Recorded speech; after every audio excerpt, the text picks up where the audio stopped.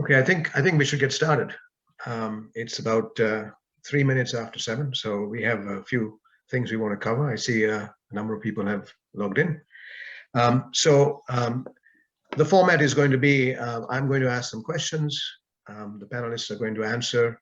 I'm also going to join in the conversation with them because I happen to be a short story writer. And hopefully, we'll come to some conclusions, or we'll find some answers. And then we're going to open it up to the audience, you. And if you can kindly, write in your comments on in the Facebook chat line, the comment line, I'll be happy to pass that on to the two panelists, and hopefully we can get you some answers right away. So that's the general format. We are not going to do too many readings. That's all been done. This is about a real discussion about the short story itself. So let me introduce our two panelists. The first, Barb Nobel. Barb grew up in a very rural part of Ontario and moved to Toronto at the age of 18. She's now enjoying retirement after a career as a social worker. Many of her stories grew out of personally experienced or randomly overheard events. Some stories are flights of pure imagination. And this is Barb's book. And Barb, can you say hello to us, please? Hi, everybody. I'm looking forward to this hour. Good, thank you. Our next panelist is Michael Robert Dyet. He's also known as the metaphor guy. And I'm going to be calling him Michael in this conversation today. That's how I've always known him. So Michael Robert Dyet, the metaphor guy, is a novelist, a short story writer, a closet philosopher, a chronicler of life's mysteries, all through the lens of metaphor. His groundbreaking novel, Until the Deep Water Stills, an internet-enhanced novel, was a double winner at the Reader Views Literary Awards 2009. And I'm going to ask Michael a few questions on that novel because I thought it was, when it did come out, it was far ahead of its time. And, I think people should know about that. It is a fantastic book. Just the technology was not where it should have been. If it had come out today, it would have been another story. So then that's Michael's book. He calls it Hunting Muskie. And actually, he calls his short stories rites of passage, because all these books, all these stories are about people making a transition from one state to another. So that's his book of short stories. Both these books were published by Blue Denim Press, this in 2018, and this in 2017. And so I think they are eminently qualified to talk about the short story. So with that, let's get into the questions. So since the title was provocative, is the short story dead? Let me ask the question, is the short story really dead? Bob, why don't you go first and tell us? Thank you. No, the short story is very much alive. I've had, our times are really busy. Everybody's really busy. Everybody's rushed for time, even during COVID. And people have said to me that when they read my book, they read one story in the evening before bed. And, it's just the right length for people to read it. The other thing is that people need some cheering up sometimes, and some of my stories are amusing. And so they read for a few minutes and it changes their mood, they're cheered up. And I think the same goes for every short story that's out there, or every good short story that's out there. Okay. Now, does Michael agree with that? My take is a little different. When I first considered this question, the initial answer I came up with was the short story isn't dead, but it might be on life support. But then I gave it a little more thought and I decided that really it's more a case of that it's not dead, but I think short stories have a bit of what I would call an identity crisis. Short stories used to be a really fully developed narrative just over a brief period of time. It would have all the traditional structure of a rising action and climax, resolution. But now it seems to start morphing into something a little different. It's more of a straight line, kind of slice of life narrative. You kind of peek into the character's life for a little while. You follow them in their footsteps, and the story ends while the character is still trying to figure things out. It's not a model that I particularly like, but it seems to be where the short story is going. So it may just be that it's in kind of a transition period and is kind of finding a new identity for itself. Well, let me throw another angle at this. I'm also a short story writer. I've always loved the short story. And I'm inclined to think that the short story, as we know it and as we define it, which is usually a story that's in a book or in an anthology or in a magazine, that format of short story may be, as you say, Michael, on life support, because the number of magazines and the number of books are shrinking when it comes to short stories. But the short story itself is being told in several different ways today. I mean, it's told via a blog, it's told via a podcast, a video, an Instagram post, a Facebook post, a tweet. And they are varying lengths, and we've been told that the attention spans of people are declining. So these posts or these stories probably are more suited for our audiences today. And a video or a picture can say 1,000 things, right? So I'm inclined to think that the short story or stories are very much alive today. Everyone's a storyteller, but the traditional model that we had, which was the printed version, is now getting less share of eyeballs than it did in the past, when it was probably the dominant form of conveying a short story. So I'm being somewhat optimistic. Now the only thing is, can we play in all these places? Can we dominate all these channels? Do we have the skills to do it? Many of us come from the world of text, so I don't know whether we can do it effectively, and that's the challenge. To the extent that we can reach into these other these other areas, these other mediums, is going to be where we will be successful, I think. So I'm throwing that out there and saying, I'm inclined to think that, you say it's on life support. Bob's optimistic about it. I'm saying, yeah, maybe if we broaden the definition of the story, then it's very much alive. And it's a question of how do we then, get into those channels ourselves. So enough said. I'm going to get on now to the next question, which is more to do with the actual craft of the short story, because we still have to tell a story, right? We still need to be able to deal with the craft of it. So I'm going to ask you this question, Bob. Can a short story be blown up into a novel, or should it? Okay, I think a short story can be blown up into a novel. There's some stories I've written where people have read and said, "Oh, you need to do just that. You need to blow this up into a novel." Do you want me to talk about the reverse part of it too, Shane? Yeah, go ahead. Yeah, go ahead, tell us. Okay, because I'm not sure that a novel can be shortened down to a short story, because a short story relies on, well, it has to be compact to begin with.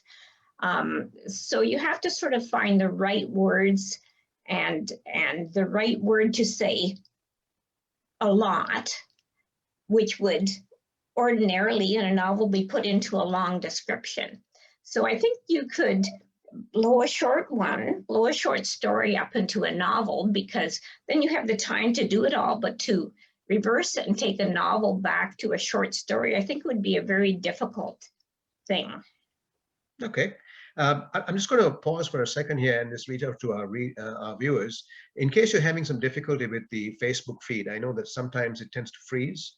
Just refresh your page, and I think you should be back onto the session right now. I've seen it blink a little a couple of times, so maybe somebody's having the same problem in terms of the feed. All right, so Michael, back to you. Should a short story be blown up into a novel? I Vice thought versa? about this a bit, and my take on it is generally a no, at least from my perspective.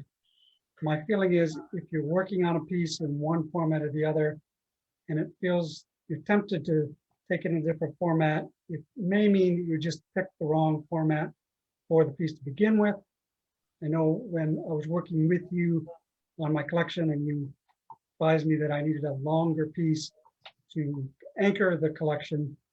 So I looked at some of the stories that I had written and considered trying to expand them. Some of them had considerable backstory that could be expanded, one in particular, but ultimately I decided each story was what it needed to be. I shouldn't try to blow it up into something bigger. So in that case, I went back to scratch and I wrote a longer piece specifically for that application. So my feeling is what it starts out to be, probably it should stay that way. Okay. Actually, that comment prompted me to remember the two incidents we had when we were publishing both your books. I'll start with you, Michael. I remember you came to me and said, here's 44,000 words or whatever you had at the time. That's the best I can do. Take it or leave it. And I said to you, no, I think you can go back and write one more and you can blow this up into a much larger story. And you were having some health challenges, I think, at the time, and you were just, that was the last thing you had on your mind. But you took it back and you wrote, I think, about an 80 page, like a novella almost. And that was the best story in the whole collection. So you actually took a short story and blew it up. Not into a novel length, but to a sizable length. 80 pages is a pretty long deal, and that was the first story I think that we put into the collection. It's called Slipstream. I think that's what it was called, right? So it can. And then on the other hand, and for you, Bob, I remember when you sent me your collection. Again, we had the same problem. Not enough words to fill a big book, and I said to you, why don't you take the last story in that collection, which was a story about your mom, which you had written in a diary form, and I think you didn't want to ruffle the feathers of relatives or the ghosts of the past, and I said to you, that story is a great story. I mean, that woman, your mother, went through a really tough time in her life, and you need to get down to her.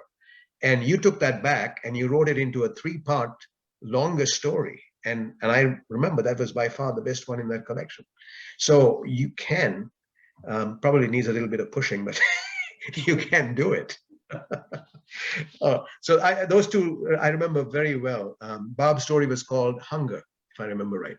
Right, Bob?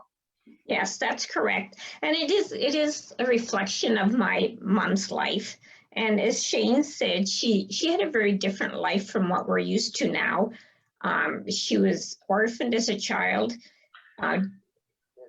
grew up to the age of 10 in an orphanage, was taken from there, lived with foster parents who really were abusive. During the Depression, she was homeless and slept in churches and had not much to eat. And so I'm going a little bit off the topic of the long story and the short story, but you're quite right. When I broke it up, it became 3 stories, and it worked. Good. And Michael, just you may want to talk about your story Slipstream and how that blew up into something bigger than it was originally. Yeah, that actually, I hadn't even conceived of that piece when I submitted the collection, and when you suggested I needed a longer piece, and I decided, okay, I really need to go back to the drawing board and create one for that. So you had to kind of push me to do it because various things were going on in my life at the time. I didn't feel I had the energy, but I did, and I conceived of it as a longer piece. And once I got into it, I enjoyed it, and I thought of it from the beginning as, yeah, this is going to be a novella type of piece. It's not going to be a short story that I'm expanding on. So I really went back to the drawing board and said, I'm going to write it to be a longer piece from the get-go. And as you say, it ended up being one of the best pieces in the collection.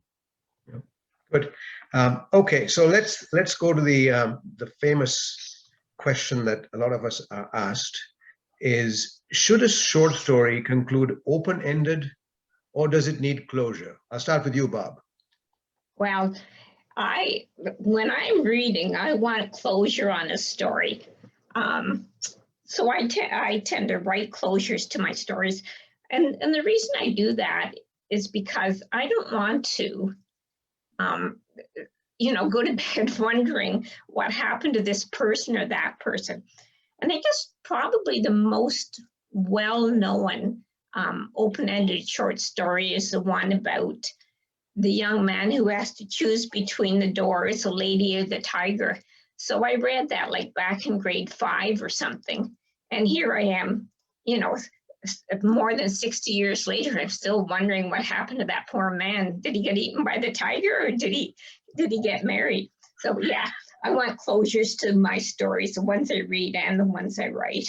Okay, you want closure. And what about you, Michael? Yeah, similarly, this is a hot button topic for me. There's a trend, I think, in stories now where there's not necessarily a pronounced plot arc and the story ends rather abruptly. And I have to say, I really don't like it. When I come across that type of story, my reaction is typically like, is there a page missing here? It just can't end here. There isn't any resolution. So when I write, my stories always have some form of resolution. It's not necessarily the resolution that the character was hoping for. It might be something forced on them, but there's always some form of closure for the character, whether it's what they're looking for or not. Okay. All right. So another topic here. In novels, we have the freedom to roam and go into all sorts of descriptions, subplots, and deviations, and all that. But in the short story, we are told that every word must count. It's almost like poetry. Do you have the freedom in a short story to indulge in description, mood setting, metaphor, and imagery? Michael, you're the metaphor guy. Why don't you tell us? Yeah, I think my answer in this case is pretty predictable because I again call myself the metaphor guy, and it's very much part of our way I write. Mood setting, metaphor, description. It's definitely part of the way I write. And for me, I feel like you need that kind of thing. You need to set the mood to draw the reader into the time and place of the story. And for me, that's the way you coax the reader to kind of leave their own reality and to join into the reality of the story. And I'll just give one brief example from my collection. There's a story called Ransom Heart. That story has fairly lengthy opening, a lot of description, a lot of mood setting. The character is kind of looking out the back window of his house in the middle of the night, and looking at the moon and thinking about how his life has gone wrong. And that does test some readers' patience. But for me, in that story, it was really critical to set the stage for what was going to happen the next day when Will is forced to make a decision that's going to change the course of his life. So for me, absolutely, you can, you should. But the way I write it, it's absolutely going to be there. Okay. And Bob, how about you? Well, I think this is a matter of style, because certainly there are longer short stories that are excellent. For me, maybe I'm just lazy. My stories are very spare, and I actually enjoy finding the right word that brings that mood or brings that description or brings that character out. And I really appreciate the English language in this regard, because the English language has so many words that mean almost the same thing, but are different shades of the same thing. So I find it kind of fun to look for the right word and get it in there to encompass what I want to describe or what I want people to know about the character. Okay, I'm going to pause for a second and focus on our viewers and ask you to send us your questions in the Facebook feed if you can. I have lots of questions, but it's much more fun asking the panelists your questions. So if you have questions, keep typing them in and I'll be happy to pass them on to the panelists. In the meantime, let me go on with one more of my questions. So Bob, this is one of your pet subjects. Where does the writer get short story ideas from? Okay, I love this, and I ask other writers about this too, because just because it fascinates me. So obviously the last 3 stories in my book are based on my mom's life. And many of the stories in my book are based on my life experience, and others are based on stories that people have told me, because I love to listen to stories. So when people start talking to me, I listen, and I guess they're encouraged to talk. And then they appear in my book whether they want to or not. So there they are. There's a couple stories in my book that are just like flights of the imagination. And there's one story in there that's based on cliches. So I had a list of cliches that writers should not use. So I decided to use this list of cliches and write a short story based on that. And there's something like 57 cliches in this very short story. Yes, Yeah, that's my experience. yeah, I remember that cliche story. That was a lot of fun. Oh my God, I didn't realize that we tend to use them all the time. And I looked at that, trying to edit that, and I said, no, I shouldn't edit this. It has to be with every cliche in the book, has to be in the story. It was the easiest story to edit. I just didn't. One for Michael. So we always get into this question of, should we write this story in first person or third person? And, first person seems to be highly favored these days. But Michael, what do you think? Yeah, I think my observation, similar to you, is that first person narrative is much more common these days. I think both first person and third person narrative are equally valid. For me, I just find the first person narrative rather constraining, because it limits me to the knowledge base and the awareness of the protagonist. And I just feel like that kind of fences me in. It doesn't let me explore the bigger picture. So most of my stories are written from the third person perspective because I like to do that bigger exploration. I do use first person once in a while when it fits. There's, I think, one story in my collection that has told entirely from the first person narrative. So short answer is both equally valid, but for me, preference definitely for the third person. Okay. All right. So let's take a couple of questions from the audience now. Here's one. When does a short story become a novella? Michael, you had that experience, I think. Why don't you try to tackle that one? Yeah, I think stories have a way of sort of going in their own direction. You sometimes start writing, you have a vision of where the story is going, but then you start to wrestle with the story because it wants to go somewhere else. And ultimately, you end up saying, well, we don't agree and I'm going to stop writing this, but more often it's okay. It wants to go in that direction. I have to let it go there. And it wants to be longer than what I thought it was going to be. So I'll let the story do what it wants. And if it's going to be, 10,000 words instead of 5,000, okay, that's what the story wants. So that's what it's going to be. Okay. And Barb, I know you write very short pieces. Have you ever tried the novella? Actually, yes, I'm working on a novella right now, which is a new experience for me. But I have to say, I really agree with Michael in terms of you start a story, you have an idea, and you get into the story, and then the story is taking its own course and writing away, and you follow that path instead. So yeah, some of my stories are a bit longer because I follow that path.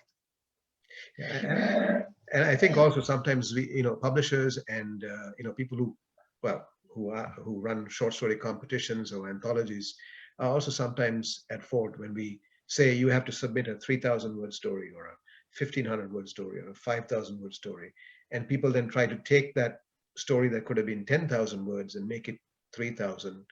And yes, I guess you can do that, but you lose the essence of the story. If it's a 10,000 word story, it's a 10,000 word story, right? Why force feed it down to something less than what it should be? Conversely, if it's a 1,500 word story, don't try to write 5,000 words because you're going to be writing fluff. So I sometimes wondered whether, when we put in these arbitrary word counts, that have got nothing to do with the story. It's just that we want to have, X amount of pages in a book, and we want to make sure that we can, accommodate as so many people, that we tend to put these, these artificial restraints and trap the writer into then either elongating or condensing, out of what the dictates of the story are. So I'll take that as a rap on the knuckles for us guys who do that from time to time. Another question from the audience here. How short is too short and how long is too long? Let's go with you, Bob, because you're one of those very short people on the short story. Okay. I don't think there's anything that's too short. If you get your idea across, if your reader likes your characters, if your reader is satisfied with the plot of the story, if your reader enjoys reading the story. So I'm not sure it's a question of short or long. I think it's more a question of, do I enjoy this story? Do I enjoy reading this story? Is it satisfying to me? Because for me, when I write, what I want to do is evoke emotion in people. So that's what I attempt to do, as opposed to writing too long or too short. I don't think there's too long or too short. Okay. Michael, anything to add to that? Yeah, I think similar perspective. I don't think there are necessarily hard parameters about short here, long here. I think it depends on the writer. I know there are some forms like flash fiction these days, which is very, very short. I can't write in that particular genre. It doesn't work for me. But I think the length is up to the writer. Basically, what I found is, which you were referring to earlier, sometimes there's a word, if you're looking at a particular journal and they say they want stories of 3,000 or 5,000 words, typically what I would do is go back and look and say, well, what stories do I have roughly in that length? Maybe I can tweak it and bring it down a bit. But so the short answer is, I think there's no hard parameters. Depends on the writer. And some of us like to write longer, some shorter. But if the story works, it works, no matter how long it is. Okay, now I got another question here that is an interesting one. It's about crossover. So it's a long question. I'm going to try and distill it down. On this novel / short story issue, what about characters? What about a character or characters who can go into both a short story and a novel? What do you think of this crossover? Does it provide some continuity with the character and for the readers? Have either of you done this character crossover? So let's go with you, Michael. What do you say? It's an interesting question. I guess what I did with my first novel was sort of that sort of thing where after I'd written it, I decided I wanted an online portion. So I then took the individual characters and gave them an online identity. So yeah, I think once you've got a character in your head, you can definitely expand on it.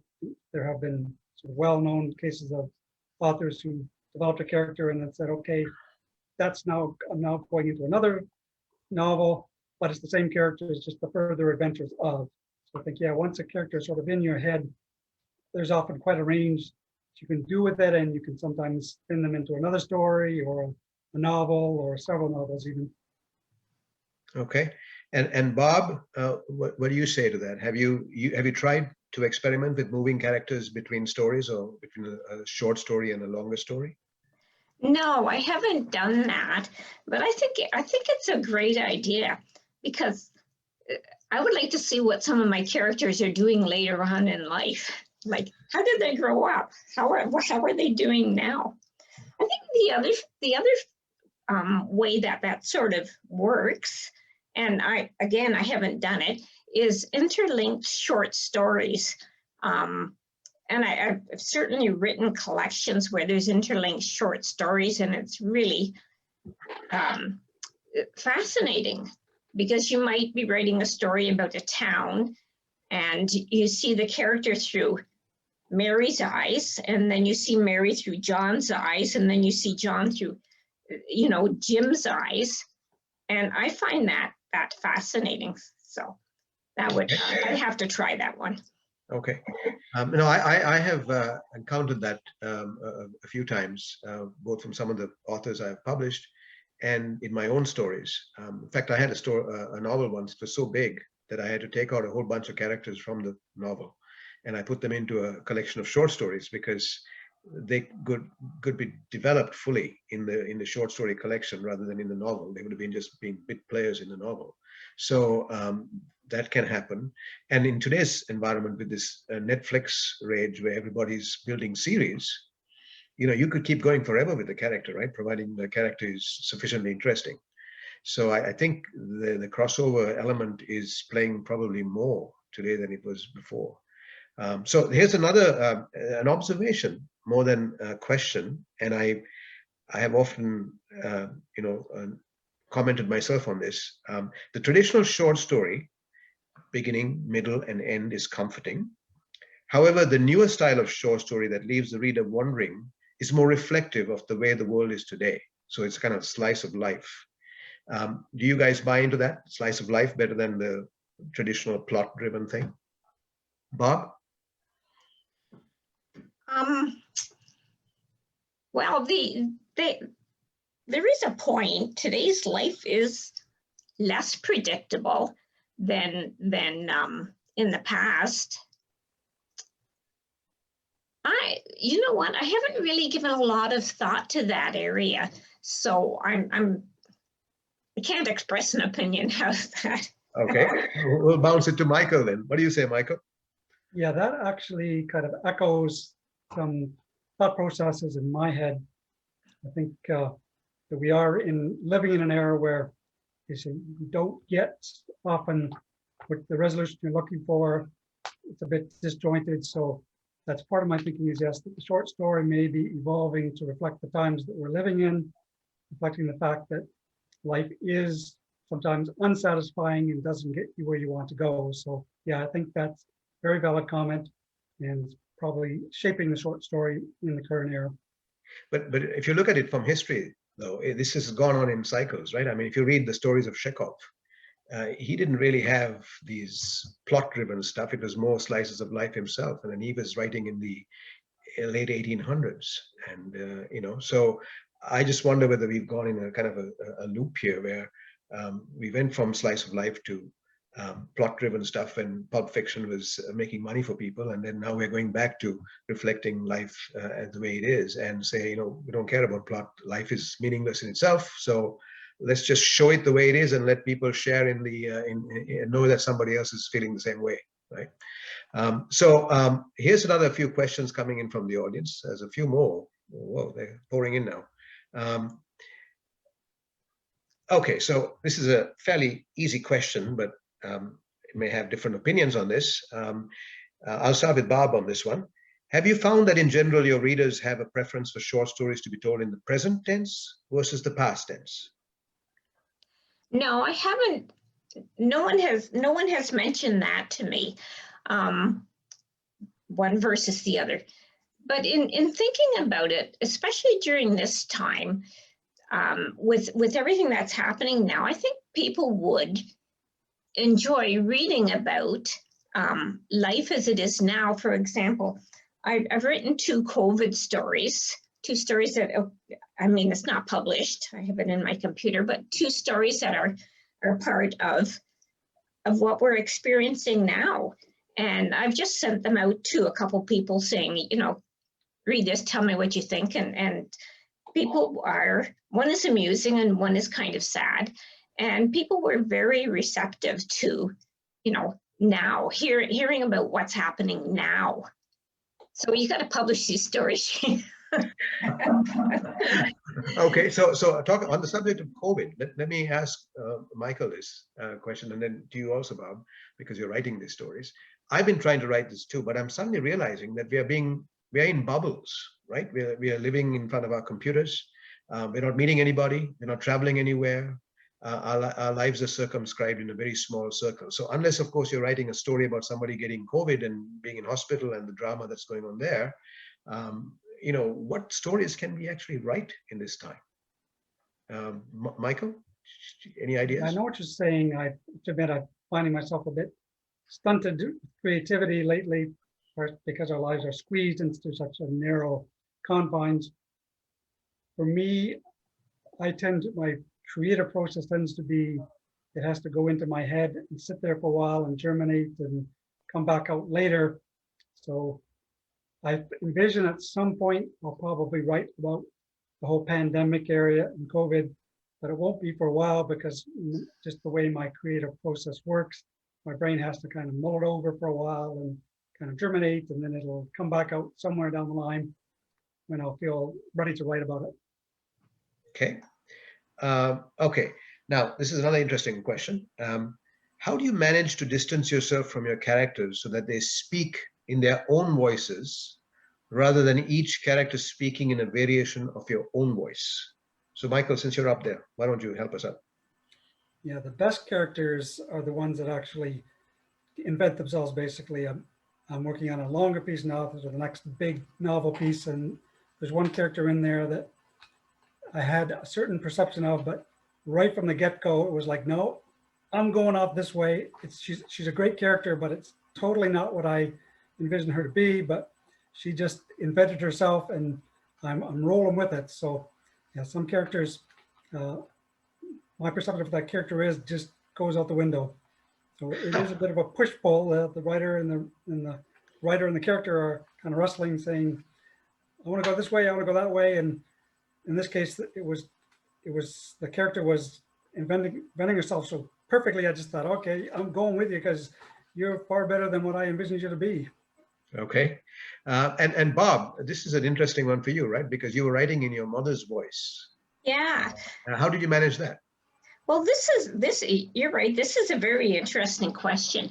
And I think for me, in terms of writing in other people's voices, it goes back to, so Michael writes in third person and I tend to write in first person because that allows me to get into people's heads. And I can get into their head enough. So for example, one of the stories in my book is about a man who rapes women on planes. And it's a stream of consciousness. Basically, it's a stream of consciousness story. I'm writing from his point of view. And he looks at the women and he chooses a woman and he goes through this whole process. And not long ago, actually, a man said to me, well, women can't write from a man's point of view. And I had to think about that. And that's a process of getting into someone's head. So I had to think about that. And I thought about that particular story, the man who rapes women on planes. And what I thought was, well, I'm not necessarily writing from a man's point of view. I'm writing from a nasty, nasty person's point of view. And I can write from a nasty person's point of view. So I think for me, I'm able to get into their heads and try and think like they do. Good. I'm glad you're doing that, because in today's rather politicized literary environment, there is this tendency to want to ask us to write only about ourselves, right? We're not supposed to cross into the other sex, into the other gender, or into other communities. And writers are being somewhat restricted. And I think, we have imagination. We're supposed to move into these areas. So the fact that you're able to get into somebody's head is a good thing. And I encourage you to do that, because we can't let ourselves get stymied with the political winds that hover around us, right? We're supposed to break through these things. Okay, so I'm going to ask another question that's been on my mind for a while. This is a question about entering short story contests. How does one win a short story contest? Or is it even worth the bother trying to apply to these things, because now everything's available online. You go into Submittable, you pay some fees, and it goes off into limbo and you never hear from them, and you spend $20. And, and somebody's making money somewhere. So is this something worth doing? Bob, why don't you help us out? Okay. I think it's worthwhile in terms of getting the experience, because you know, and you talked a little bit earlier about, you know, you have to have a story of 5,000 words, or you have to have a story of 1,000 words, or 100 words. So I think it's worthwhile for yourself to try, you know, if you're inclined to try and do that.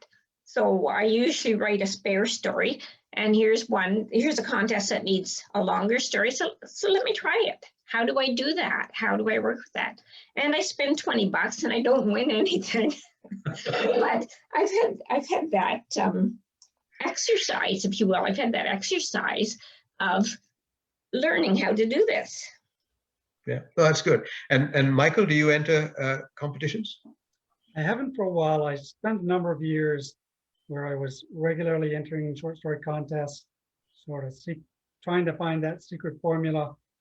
I finally arrived at the conclusion that there really isn't one. It often comes down more to the personal preferences of the judges. To be honest, I ended up really more looking at a short story contest and saying, okay, I've got a story that fits that. Maybe I just have to tweak it a bit and I'll submit it. So sort of write the story and then look for the contest that it might fit into. I never won a contest, but I got a little bit of benefit, spin-off benefit, a couple of stories that I entered in contests. The judges didn't like it, but the journal editors did, and they chose to publish it on its own merits. And Hunting Muskie, with the title story in my collection, and Ransom Heart as well, both went through that process. They went into a contest, didn't win, but the editor said, we like it, so we're going to publish it anyway. So there is sometimes a spin-off benefit. Okay, and then there's actually a question on this contest business. Does preparing for contests influence, oh, just jumped. Does preparing for contests influence what you write, or do you stick to your own style? Michael? Yeah, for me, definitely I stick to my own style. Like I say, most often it's not a case of look at a contest, write a story for it. It's usually look at the contest. Oh, I have a story that more or less fits that. I'll tweak it and I'll submit it. So yeah, for me, I write the story that I need to write, and then I go looking for a place that it might fit. Good. And Barb? Yes, I definitely stick to my own style. And I've done the same thing as Michael has mentioned. Do I have a story that will fit in here? And how, you know, do I need to add words or subtract words? And can I do that successfully without wrecking the story? Good. Good. I'm glad that you're sticking to your style, because if you start to lose your voice just because somebody is trying to, you know, give you a prize, I think that would be a betrayal.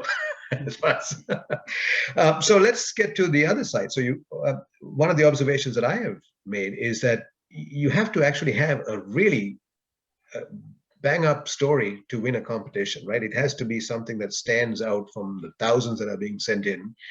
But that doesn't mean that if you have a collection of stories, none of them may actually win a competition, but taken together, they could be quite an effective collection that people would like to read, because the diversity, the variety that you provide could, you know, interest a reader.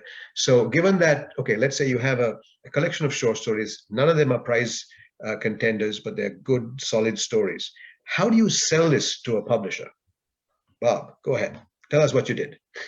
I sent them to you, Shane. What was your pitch? You said yes. What's my pitch? I'm not sure I had that much of a pitch. I think I talked about, like you said, about the variety of the story, and about the I don't know, what else did I talk about? I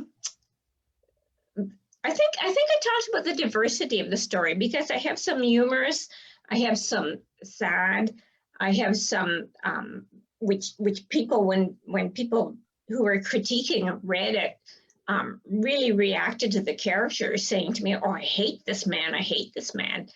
And I think when I sent you the letter, that I pointed out the diversity of the stories.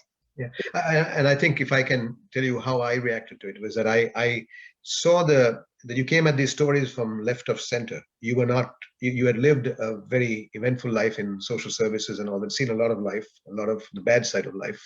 And so you were writing from lived experience. And at the same time, you had a sense of humor and a sense of edge in all your characters. That's why we ended up calling the collection Edgy People, because all these people are slightly on the edge. And edge is always very interesting, right? Because, you know, people who live a boring, normal life, I mean, who wants to read about that? But if you're an edgy person that we all sort of secretly aspire to be, then that might be curious enough for us to want to read. And that's what I think got me going with your book. Michael, what about you? Yeah, it's tough. Definitely, a short story collection is a tougher sell. I know some of the more established writers, it tends to be the first work they get published is a short story collection, and then that gives them a little bit of a foundation, and they then publish novels from there. So some cases it's sort of the first piece out.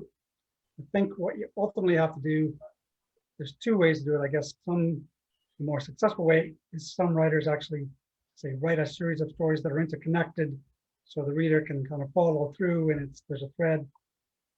The flip side of that, with me, it's more a case of I pull the stories together and say, okay, there's a common thread in here. If I look, I can find the common thread, and I have to pitch the common thread that runs through them. In my case, the rites of passage was the common thread. So I think you have to find what in your collection of stories, what's the connecting thread that you can use, and that's what you have to use when you pitch them.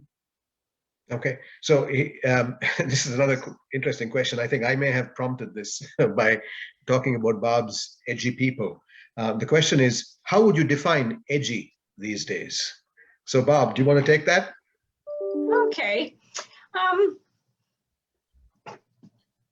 I think really that there are a lot of things happening to people that could be defined as edgy. And I guess the way people react to them is what is edgy. And also getting into the heads of people who are acting in a way that we don't ordinarily see in ordinary life or in real life. So I'll just go back to my character who rapes women on planes.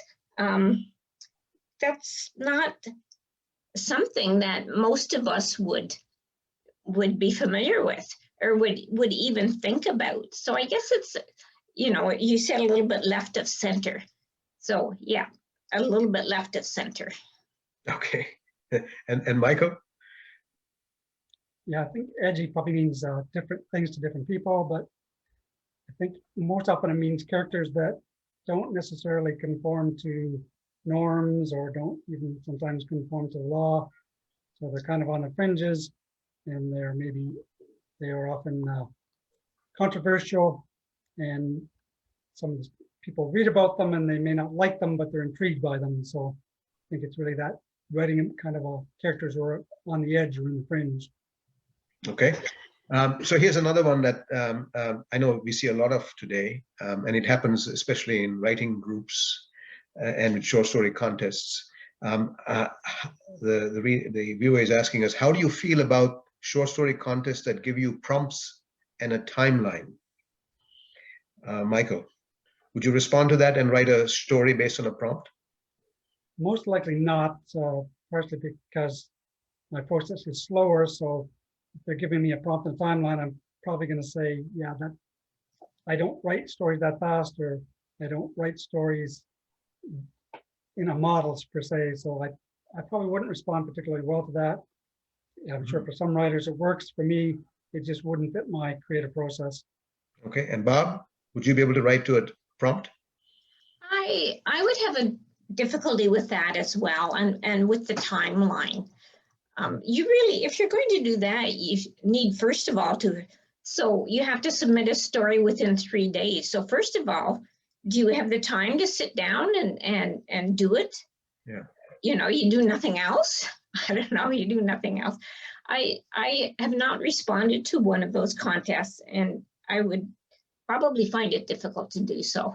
Yeah, and if I were to just jump in on that myself, having seen both the prompts and the timelines. I don't really respond to the timelines because the story to me can take place over several years, or it can happen in a day.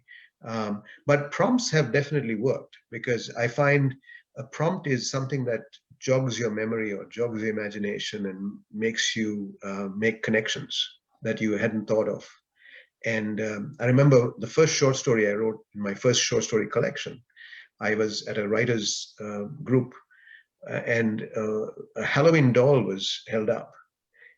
And, you know, that prompted a story. It was a rather ghastly story because it was Halloween, of course. And it made it into my first short story collection, Fringe Dwellers. And it was purely based on a prompt. I would never have written that story otherwise. And I've had similar types of things. I mean, it's a great tool to get you to write something. It doesn't mean you'll necessarily finish the story, but it gets you off in a direction that you can always return to later, and then try to polish something up and see whether you can flush it out into a story. So, you know, the prompts have worked for me, but the timeline thing, I'm yeah, like you, I'm a little leery about the timeline business. Okay, so I think we have time for probably one more question. Let me see if we have anything from the audience. There were some, and let me go down my screen here.